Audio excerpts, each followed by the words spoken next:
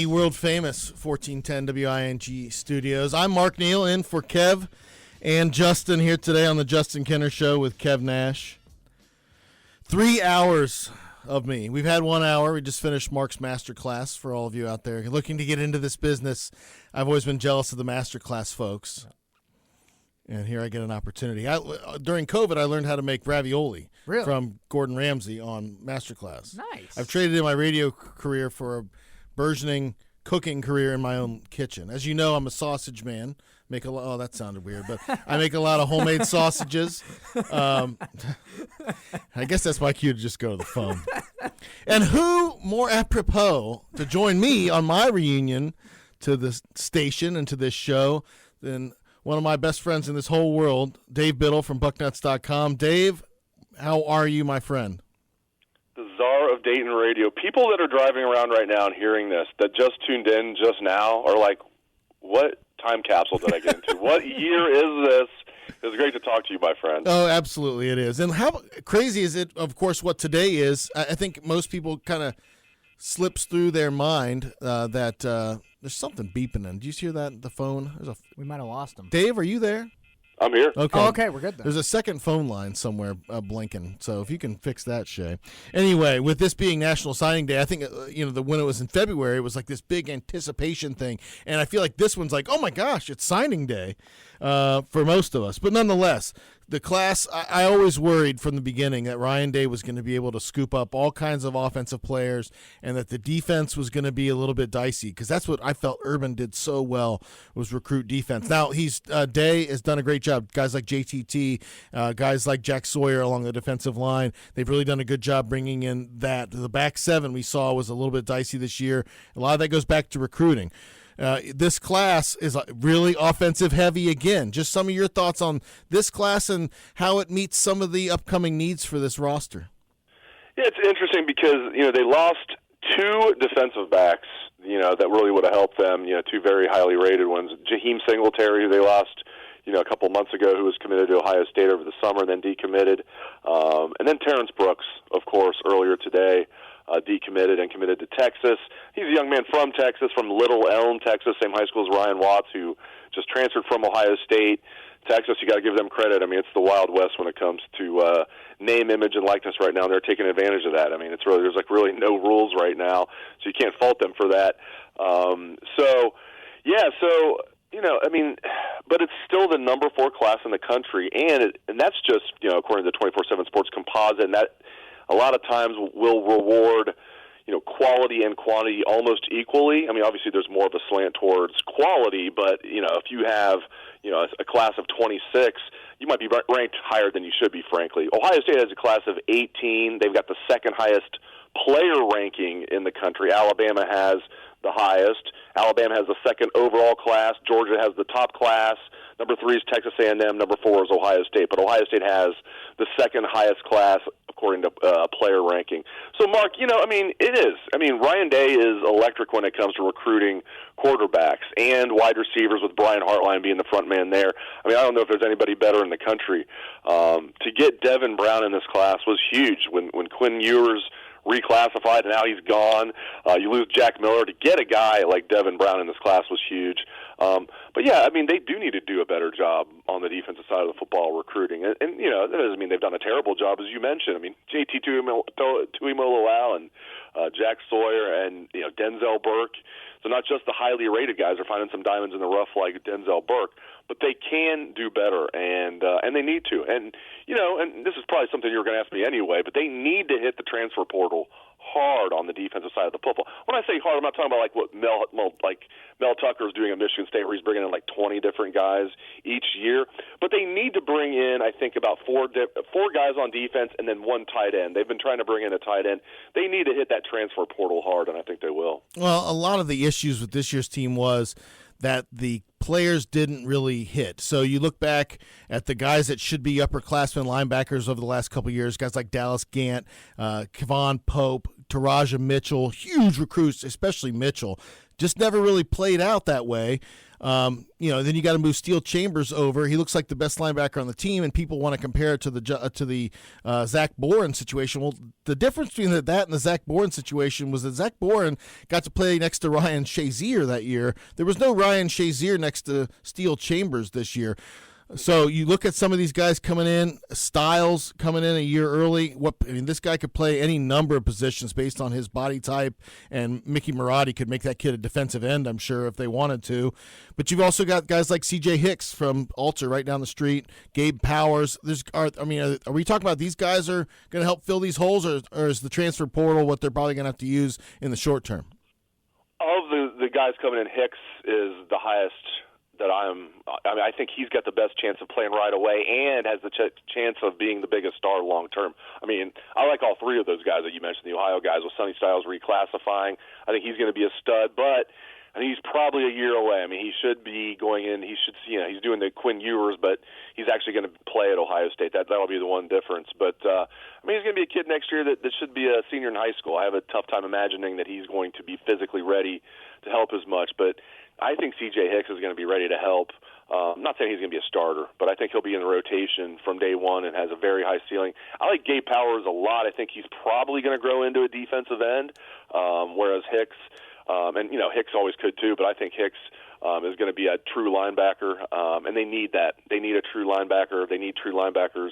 Reed Carrico is another guy I think we need to talk about, a guy that was very highly rated coming out of Ironton, redshirted this year, saw the field a little bit, but played in less than 4 games or less, so he can redshirt. They need these young linebackers to step up. They need the one transfer they got, E.A. Natiote. They need him to step up, and he didn't do anything, mostly because of injury. But there was also some talk, that and this is understandable. He got in very late, wasn't in the best physical condition, didn't know he was going to play. Had a tough time learning the defense, all of that. Steele Chambers. You mentioned I love it how you said that, the Zach Bourne example. At least he had Shazier next to him. Steele Chambers was Shazier. He was the best linebacker on the team. He wasn't as good as Shazier. My point is, though, Steele Chambers, a converted running back, was the best linebacker on their team, and that just yeah, with the recruiting that they're doing right there, the big problem. With the recruiting that they're doing and the players that they're bringing in, that's almost inexcusable. But that also just shows you how badly that group of 3 really hit. Kevon Pope just decided I'm out in the middle of a game. Taraja Mitchell just seemed to play less and less as his career went on. Unfortunately, a lot was expected out of him. But nonetheless, Dave Biddle, Bucknuts.com with us. We opened the show talking about the transfer portal, just how it's going to be something that gives and takes over and over again. But I looked at the Quinn Ewers thing, and as a human, Dave, fine. Get your money. Do what you got to do. That's generational money for him and everybody else that gets an opportunity to do some of this stuff, especially the level that he's on. But it seems like the transfer portal has put us in a situation now where a guy like Quinn Ewers, I almost would guess coming in was like, I'll give it a whirl. They've got money waiting for me in an NIL. I know I'm going into a team with the whole quarterback room is young. It's not like there's a senior there that I'm going to eventually replace. I maybe can win this job. Maybe I can't. I feel like Quinn Ewers showed up thinking, if it doesn't work out this way, I'll just leave in 4 months. Or we're already at that position. Did you ever, and like I said, as a human, get your money. I don't care. As a fan of the Buckeyes, I feel like he just came in and used us. Your thoughts on that? Yeah, I'm not surprised. I would have been more surprised if this worked out. When he reclassified, I knew it was over. It never felt. Yeah, it was square hole, round peg the entire time, or vice versa. It just never felt right. It was weird, and I knew from impeccable sources that Ohio State's coaches were not a fan of that, but they also were not dense enough to say no to the number 1 quarterback in the country. Their plan was, because they knew if they told him, no, you can't do it, we don't want you to do that, you can't do it, then he would have just at that point said, okay, I'll just go to the hundreds of other, one of the hundreds of other programs that will let me do it. So yeah, Mark, I'm not surprised at all that it worked out that way. It was clear to me that once C.J. Stroud established himself as a starter, and then it was clear he was going to be the starter next year, then not just 1 but 2 were going to transfer. And then Jack Miller was the first out the door, no surprise there. That left Ewers and McCord. And not only was McCord already ahead of Ewers, McCord and Stroud are like close. Like they're actually, even though they're like competing, they're boys. Yeah, they're good friends. And Ewers, from what I'm told, like the guys didn't like dislike him, but he also didn't fit in. It wasn't one of those things where he was like the guys hated him, or like people were waiting for him or something. Like but he also didn't fit in. It's not as bad as maybe you've heard, and it certainly wasn't kumbaya. There's not a lot of people crying over there about it, Mark. I mean, they're thrilled to get Devin Brown. They're happy Kyle McCord sticking around, and they love that they have C.J. Stroud for at least another year. Yeah, I'm not surprised the way it worked out.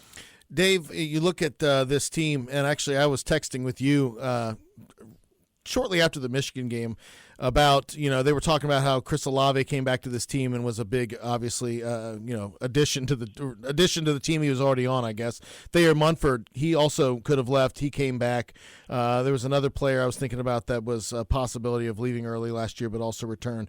Is there a player coming up here that everybody kind of expects to leave early that you could see coming back a la Chris Olave? Somebody that's I really don't, because the guys that people are expecting to leave early, let's say like Nicholas Petit-Ferrer, obviously Garrett Wilson, he's gone. In fact, I'll be surprised if Garrett Wilson plays in the Rose Bowl. That's not official yet. I'm just saying I'll be surprised. From what I've been told, Mark Neal, the czar of Dayton radio, back in his saddle. I'll be surprised if Garrett Wilson plays in the Rose Bowl. We'll put it that way for now. Nick Petit-Ferrer, I think he'll play in the Rose Bowl. I don't think he'll be back next year. He's getting talked that he's a first-round pick, and you look at his size and his athletic ability and his character. I mean, this guy was a CEO type of young man. And he played really well this year. He played really well. I'm trying to think. No, I really don't. And guys that I'm really looking at that have a chance of that are on the fence, maybe not even on the fence. I think Cam Brown's a guy that's maybe more important than most Buckeye fans realize. I mean, I think he's underrated. If they can bring Cam Brown back, and I think he will come back, with Denzel Burke, those are two really good corners right there. Sevyn Banks is another one. Sevyn Banks was a mystery all year, had the knee injury. I think he was probably in the doghouse a little bit too. That's just my speculation. They said publicly it was the knee. Seemed kind of weird all year with him, though. Hopefully he comes back for a fifth year.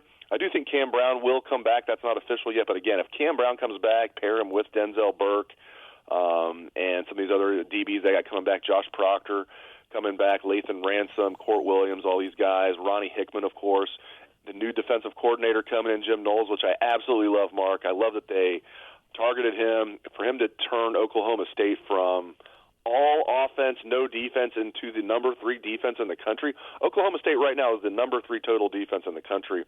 And I watched their Big 12 championship game against Baylor. The only reason they lost that game is because their quarterback kept turning the ball over. I think he might have just thrown another interception right now. Their defense was flying around. I'm watching that game thinking, man, this guy, it'd be nice to have him. And it's crazy that it worked out like that. I didn't actually think Ohio State was going to hire him, and they had to pay a lot. I really give Gene Smith and Ohio State's boosters credit for paying this guy basically $2 million a year. He was making $800,000 at Oklahoma State.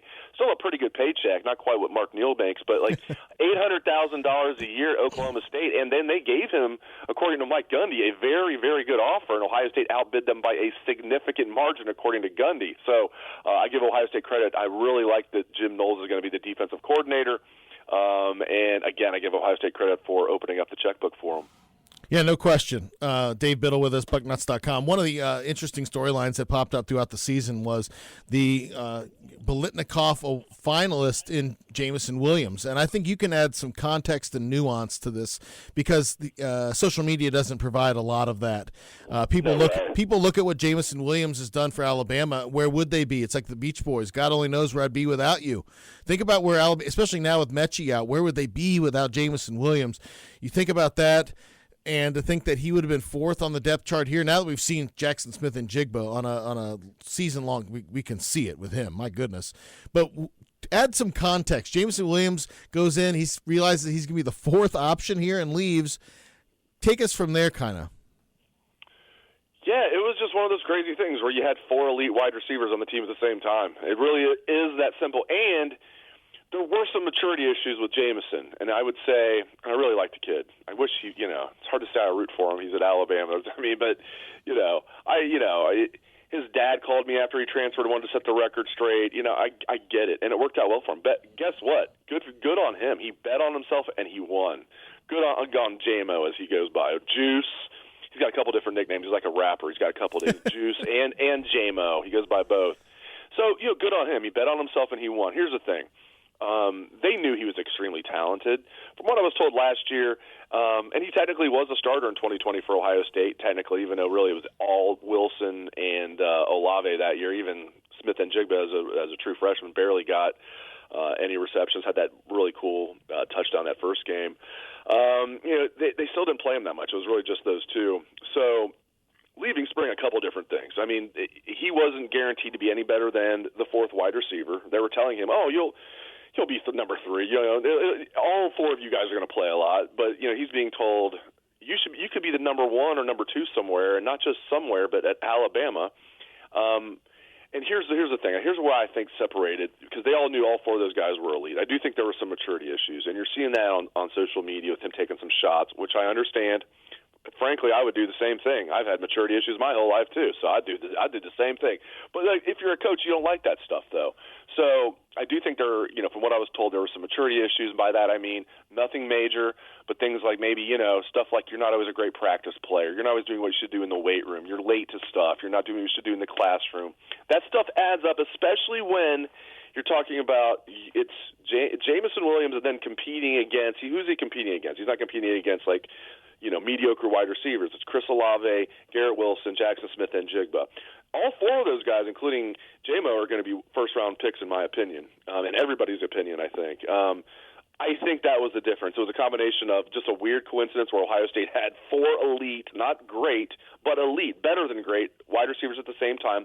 Alabama happened to have an opening after losing 2 excellent wide receivers on their own end and maybe missing out on some recruits. And then probably Ohio State's coaches, the reason he was probably a little bit further down, despite his talent, was because of maturity issues. But Ohio State looks bad here. I'll say one more thing.